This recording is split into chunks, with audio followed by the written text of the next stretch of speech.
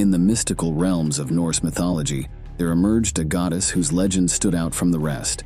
Freyja, the embodiment of love, beauty, and magic, stood as a beacon in the Norse pantheon. Renowned as one of the distinguished goddesses, Freyja's story is one of passion, power, and the eternal pursuit of what she holds dear. Freyja, meaning lady, was a goddess who transcended the ordinary. She was a member of the Vanir tribe of deities, known for their profound connections to nature, fertility, and magic. Yet her story took a fascinating turn as she became an honorary member of the Aesir gods after a series of events. Her essence was not confined to mere beauty and love. Freyja was much more. She was a passionate seeker of pleasures and thrills, a goddess who knew no bounds in her quest for the joys of life. Her knowledge and power in manipulating desires, health, and prosperity placed her among the most formidable beings in Norse lore. This is the story of Freyja. In the lush and mystic lands of Vanaheim, the birth of Freyja marked a moment of great significance. As the daughter of Njord, the revered sea god, and a goddess whose name remains shrouded in mystery, Freyja's lineage was of divine prestige. While her mother's identity was ultimately unknown, some speculated that Freyja was the daughter of Nerthus, an old Germanic deity known as a goddess of peace and plenty. Nerthus was tied to an archaic ritual involving a cart procession and the symbolic laying down of arms. Freyja was also the twin sister to her brother Freyr, the male god of fertility, wealth, and harvest. He was well known for his massive boat Skidbladnir and his magical sword that could fight on its own. Given her divine lineage, Freyja's early moments were immersed in the essence of the natural world, her life inexorably linked to the ebb and flow of life's forces. Freyja later married a mysterious god by the name of Ottar, whose name meant furious and passionate, but was otherwise a figure shrouded in mystery and the subject of much speculation in Norse mythology. The tales of Ottar and Freyja are colored with deep emotion and profound longing. Ottar, often away on long journeys across the 9 realms, left Freyja in a state of desolation and profound sadness. Her grief was so intense that it manifested in tears of red gold, symbolizing the depth of her love and the pain of separation. Together, Freyja and Ottar gave birth to 2 daughters, Hnoss and Gersemi. Very little is known about these two, but both daughters were said to be beautiful and associated with the treasures of the world. Freyja shines as a multifaceted deity of immense power and allure.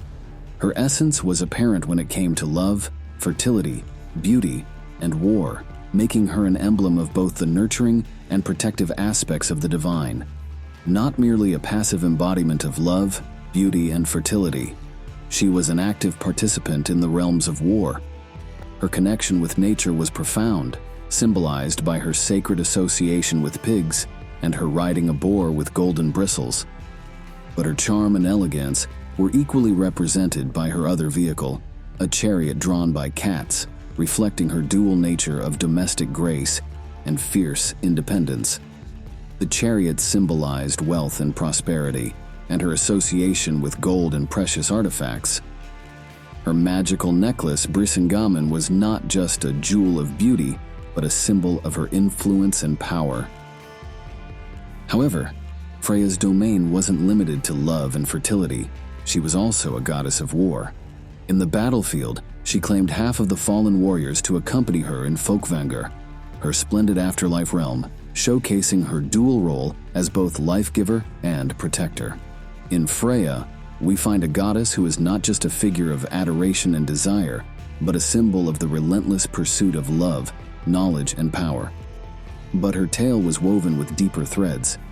She was a master of cider, the most organized form of Norse magic. It was Freyja who first brought this art to the gods and by extension to humanity. As a master practitioner of cider, a unique form of Norse sorcery linked to prophecy and transformation, she imparted this knowledge to other deities, including Odin. This aspect of her character highlights her deep connection to the mystical elements of the Norse world. As a Vanir goddess, Freyja's connection to nature and magic was profound. She was the epitome of aesthetic charm and mystical powers, enchanting all with her beauty and grace. Freyja's role as a fertility goddess extended beyond mere physical allure. She was a symbol of human fecundity and agricultural bountifulness, governing aspects of procreation and abundance. In love, she embodied desire and sensuality, often invoked in contexts of romance and passionate love. In the mystical lands of Vanaheim, Freyja stood as a beacon of magical prowess, revered as the archetypal Völva.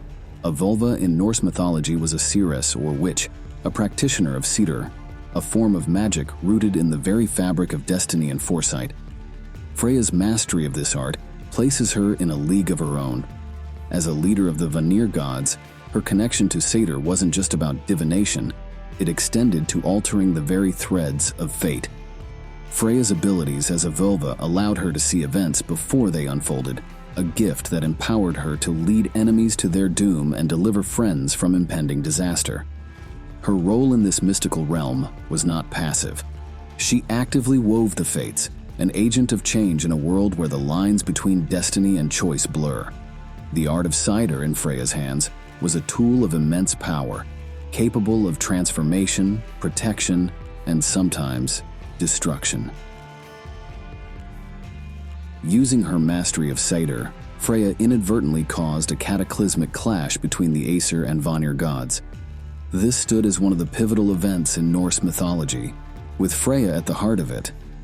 As the foremost practitioner of the art of cedar, Freyja, under the name Hyder, journeyed from town to town, offering her magical services. Her arrival in Asgard, the home of the Aesir, initially brought awe and admiration from the Aesir gods. However, soon they blamed her for their own moral decay, as they succumbed to selfish desires fulfilled through her magic. This blame and fear led to attempts to murder Freyja, calling her Gullveig, gold greed, and burning her 3 times, from which she was reborn each time. This mistreatment of their beloved goddess ultimately ignited the Aesir-Vanir War. There was a clash between the Aesir's brute force and the Vanir's subtler magic. Over time, both sides grew weary of the conflict, leading to a truce marked by the exchange of hostages. Freyja, along with her brother Freyr and their father Njord, moved to Asgard, while Honir and Mimir went to Vanaheim. In Asgard, Freyja and her family lived in relative peace. However, the exchange was not without its troubles, as the Vanir discovered that the wise Honir was a fraud. He was reliant on Mimir for wisdom, and the Vanir felt cheated, since this exchange meant that they had sent 3 of their most important Vanir to Asgard. Enraged, the Vanir beheaded Mimir to send a message to the Aesir gods, further deepening the complexities of the truce. The 2 sides were once again on the brink of war, but despite these challenges, the truce held strong, symbolized by the creation of Kvasir, the wisest of all beings, from the saliva of both the Aesir and Vanir. This act represented a pledge of sustained harmony between the 2 divine tribes.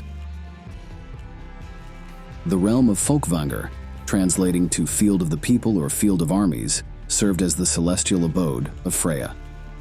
This majestic realm stood unique in Norse mythology, a counterpart to the more renowned Valhalla of Odin. Fólkvangr, mentioned in the ancient poem Grimnismal and the Prose Edda, was a realm where half of the warriors slain in battle find their final rest, the other half being hand-picked by the Valkyrie to ascend to Valhalla. The criteria for determining who enters Fólkvangr remain shrouded in mystery. However, the essence of Fólkvangr lies in its role as a final resting place for the brave and valiant. Freyja, in her hall within Fólkvangr, named Sessrumnir, meaning hall with roomy seats or hall with many seats, when oversaw the souls of these warriors. Though descriptions of Fólkvangr are scarce, its significance is undeniable, representing a facet of Freyja's domain over life and death. Interestingly, references to Fólkvangr also appear in other Norse texts, suggesting a broader conception of who may be welcomed into this realm. For instance, in Egil's saga, a character speaks of dining with Freyja in the afterlife, indicating that Fólkvangr might also be a haven for those who met their end in ways other than battle. This aspect of Fólkvangr adds to its enigmatic nature, reinforcing Freyja's multifaceted role as a goddess of war, love, and the afterlife. Freya's role as a Völva and her dominion over Folkvangr illustrates her profound influence in Norse mythology. As a deity of magic and fate, she navigated the complexities of destiny with an unparalleled mastery of satyr. And in Folkvangr, she offered solace to the fallen, showcasing her guardianship over the valorous souls. Freya's character shines brilliantly in the poetic Edda's Hyndluljóð. Here, her generosity and determination take center stage in the intriguing tale of Ottar, her favored servant. Ottar, caught in a bind to trace his lineage for a crucial bet, finds an unwavering ally in Freyja. Embodying both resourcefulness and power, Freyja transformed Ottar into her pig, Hildisvíni, and embarked on a quest to seek wisdom from Hyndla, a seer. The journey took a compelling turn when Hyndla refused, only to be met with Freyja's threat of ending her life. Unyielding in her pursuit, Freyja ensured Hyndla recounts Ottar's complex genealogy. Concerned that Ottar might forget this vital lineage, she commands Hyndla to provide the memory beer, a magical brew, to etch the words deep into Ottar's memory. This act ensured Ottar's triumph in recounting his ancestry, highlighting Freyja's role as a protector and guide, underscoring her deep commitment to those she favored. In Norse mythology, Freyja's allure and desirability often take center stage. A striking tale from Sturluson's prose Edda vividly captures this, where Freyja became a pawn in a dangerous bargain. The gods were approached by an unnamed Jotun and offered to build an impregnable fortress that would protect them from the Jotnar of Jotunheim. However, in exchange, the Jotun demanded not only the sun and moon, but also Freyja's hand in marriage. After a short deliberation, the gods agreed to this outrageous request, but only if it was completed by the first day of summer. The Jotun agreed, under the condition that his mighty stallion Svadifari could assist him. Both sides agreed and the construction commenced. As the days passed and the construction neared completion, the gods dreaded the loss of Freyja and devised a cunning plan to sabotage the Jotun's efforts. Loki, the trickster who in a master stroke of deception transformed into a mare, a female horse, and lured Svadilfari away. This diversion thwarted the Jotun's plans. He realized now that he would not be able to complete the fortress in time. In a fit of rage, he threatened to destroy the gods. Seeking protection, the gods called upon Thor for aid. With a swing of his mighty hammer Mjolnir, Thor dispatched the Jotun with ease, protecting the gods, and most importantly, Freyja. Similarly, in the Thrymskvita of the poetic Edda, Freyja's charm ensnares Thrym, the king of the Jotnar.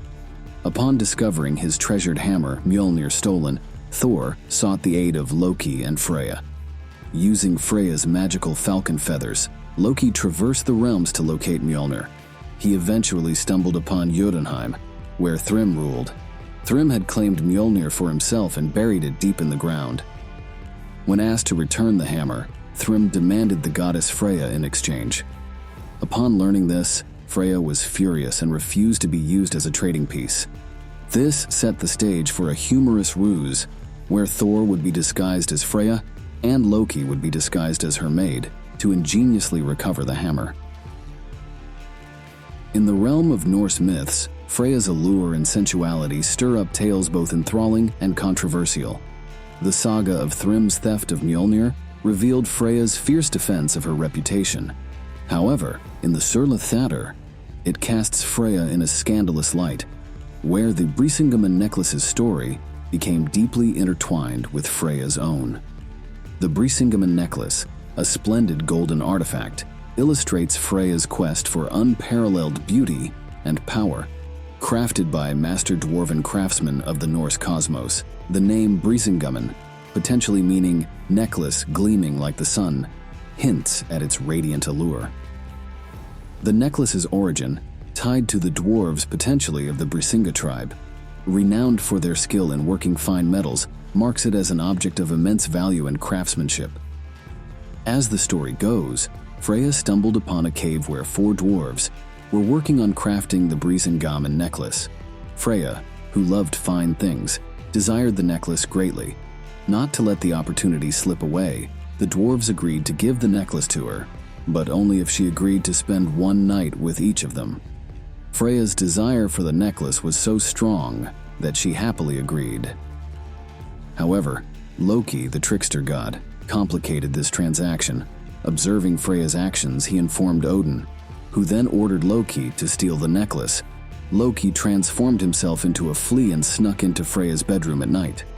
There, he found the necklace. However, Freyja was sleeping on it. Loki then bit Freyja on the cheek, causing her to turn over, allowing Loki the opportunity to bring the necklace back to Odin. Using his cunning, Loki succeeds in his task, leading to further demands from Odin before returning it to Freyja.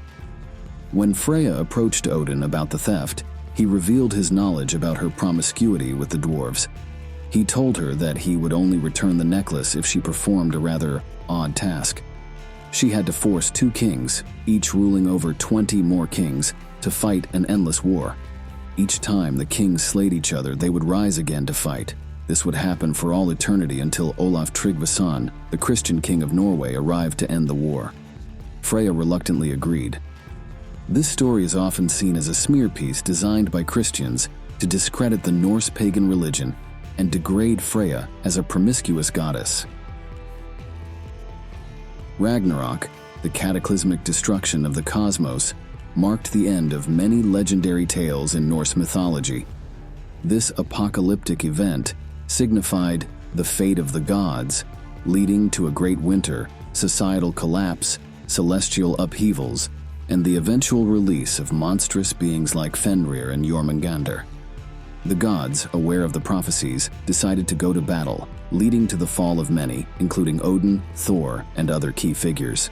Despite its cataclysmic nature, the legend spoke of a rebirth, with a new world emerging from the waters, inhabited by a few surviving gods and humans. Regarding Freyja's role in Ragnarok, her exact actions and fate remain largely unspoken in the surviving myths. However, her powerful associations with fate and magic, particularly her mastery of cider, imply a deep understanding of the events leading up to Ragnarok. She had more knowledge about these foretold events than even Odin, as suggested by various myths and her reluctance to share her insights. Freyja's significant role in the Norse afterlife, where she selects half of the warriors slain in battle for her realm, Folkvangr, indicates her importance in Ragnarok. This role, along with her possible command over the Valkyries, places her at the center of the battlefield and fate itself. However, despite being a goddess of war, she chose to align with her more peaceful aspects of love and beauty by staying out of the actual war itself. The same could not be said for her brother and father, Freyr and Njord, who both fell during the events of Ragnarok. Freyja stands as a figure of unparalleled complexity and intrigue, a goddess who embodies love, fertility, and beauty. She also traverses the realms of war, death, and magic with equal prowess. Her tales, woven with the threads of passion, power, and mystery, offer a window into the Norse understanding of the divine feminine. Freyja's journey, from her union with Ottar marked by deep love and longing to her pivotal role in the Aesir-Vanir War, highlights her significance in the Norse pantheon. Her interactions with the Dwarves, her possession of the Brisingamen necklace, and her ambiguous role in the cataclysm of Ragnarok all paint a portrait of a deity multifaceted in her powers and deeply rooted in the fates of gods and mortals. Freyja's legend, transcending time and myth, continues to captivate and inspire. Her story, echoing through the annals of Norse mythology, serves as a testament to the richness and depth of ancient Norse beliefs, where gods and goddesses reflect the complex and dynamic nature of life, death, and everything that lies in between.